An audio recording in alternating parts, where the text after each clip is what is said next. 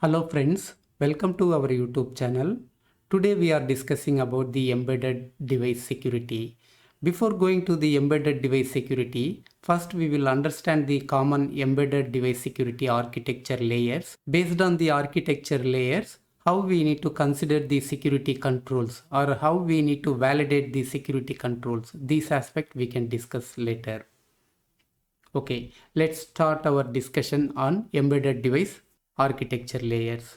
This is the basic architecture layer for embedded device, right? First, the hardware layer, then bootloader, kernel layer, operating system layer, drivers and libraries, embedded application, then hardware interfaces and its communication. Hardware interface is nothing but like USB, Bluetooth, Wi-Fi, CAN, serial port, JTAG. All these interfaces are hardware related interfaces, right? So this is the common architecture for any of the Linux or Android based Apple, Windows or FreeRTOS based devices. Like another device like AutoSAR, mostly we are using for automotive domain, right? So there again hardware layers will be there, bootloader will be there, OS, AutoSAR OS related components, then AutoSAR runtime environment, AutoSAR application layer. On top of that, hardware interfaces like CAN interface, JTAG, serial port interface, USB interface, Bluetooth, Wi-Fi. So there will be multiple interfaces, right? This is the basic architecture layer for the AutoSAR. So we will take one sample architecture layer for Linux based device. We will discuss about each layer of the architecture details. Okay, sample model, we are starting with Linux based device. Once we come to the Linux based architecture layer, first hardware layer will be there. So there microprocessor or microcontroller will be there, flash memory, RAM, chipset like Bluetooth chipset, Wi-Fi chipset will be there. This is the basically in the hardware layer, right? So on top of that, bootloader will be there.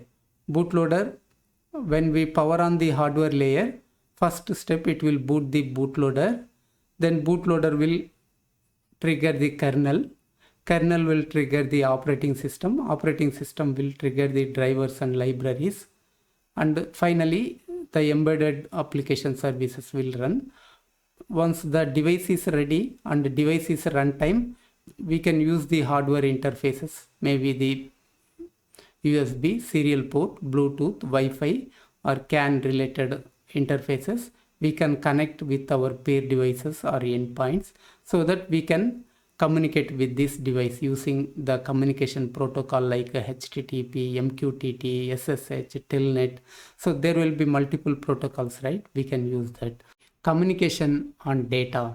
So data, there will be two different types of data, right? One is like firmware upgradation and debugging data. Another one is data, normally users data or customers data will handle by this device, right?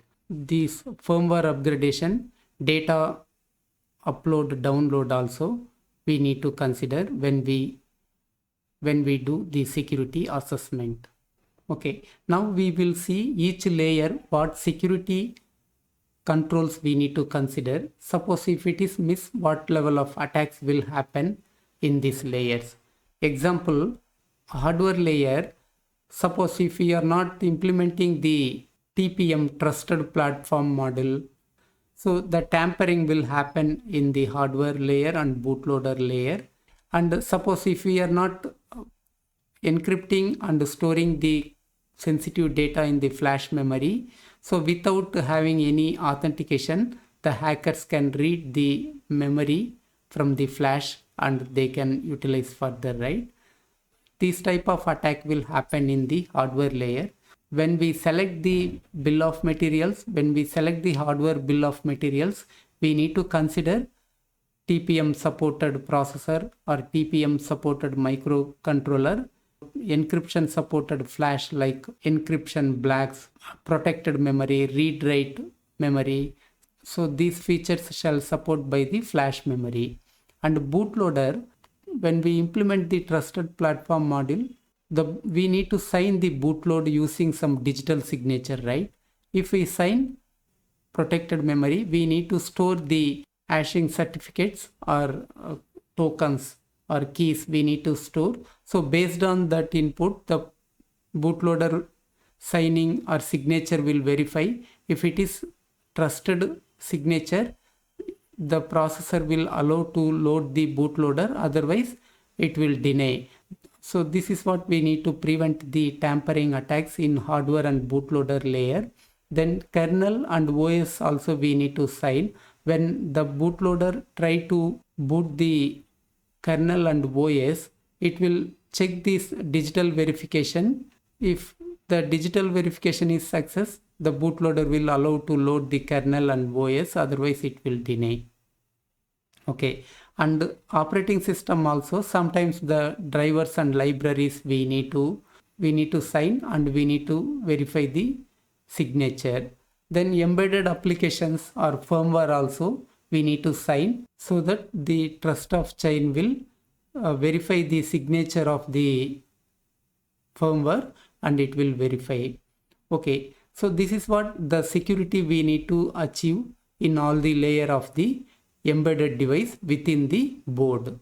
When we come to the external interfaces like a USB, serial port, Bluetooth, Wi-Fi, CAN FD, each interfaces also we need to consider the security. Example, mostly the device based authentication or mission to mission certificate based authentication. These authentication we need to check and we need to connect with these interfaces.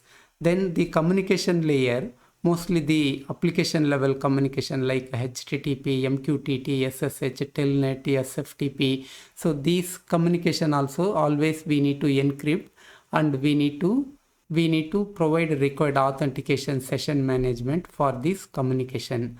So on top of that, sometimes we need to upgrade the firmware also, right? The firmware securely we need to make the digital signature using code sign or firmware signing mechanisms, and we need to handle very securely.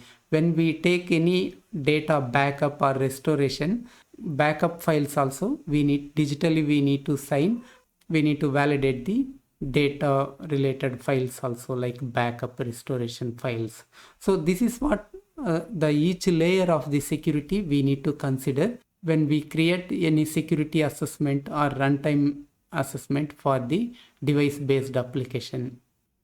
Okay, we can discuss more security controls for each layers in next session. So this is the overview about the device architecture. When we do the security, we need to consider required security mechanisms for all these layers.